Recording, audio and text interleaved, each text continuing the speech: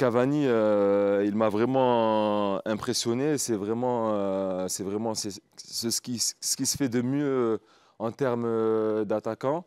Déjà, bon, c'est vrai qu'il a le sens du but, toujours à l'affût dans la surface, toujours à anticiper les erreurs de ses adversaires.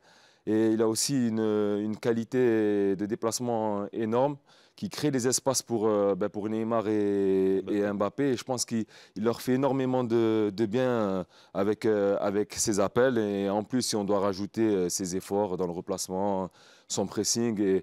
Et quand on a joué avec Reims au parc, j'avais la balle, essayé de relancer. Il était derrière moi en me courant après et il criait aïe, aïe, aïe, aïe pour me mettre la pression, pour me pousser à l'erreur. C'est quoi le plus dur pour toi? C'est d'avoir un attaquant de ce type-là qui est justement polyvalent, enfin, qui reste plutôt dans la surface mais qui t'emmène pas, ou plutôt quelqu'un, tu as plus peur des attaquants qui prennent la profondeur, ce qui t'oblige à gérer ta hauteur la hauteur de ton bloc? C'est quoi qui te pose le plus de difficultés? Ben, avoir un attaquant qui multiplie les appels en Ouais. profondeur, c'est un peu gênant, mais s'il fait que ça, Mm. on va réussir à s'adapter, peut-être reculer un peu plus, essayer d'anticiper les appels.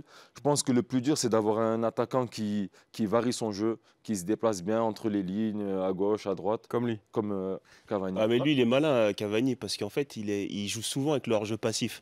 Donc tu crois, il se met hors-jeu exprès, et puis après, il se remet dans le jeu au moment où tu t'y attends pas, et Et, c'est là et- qu'il te crucifie, en fait.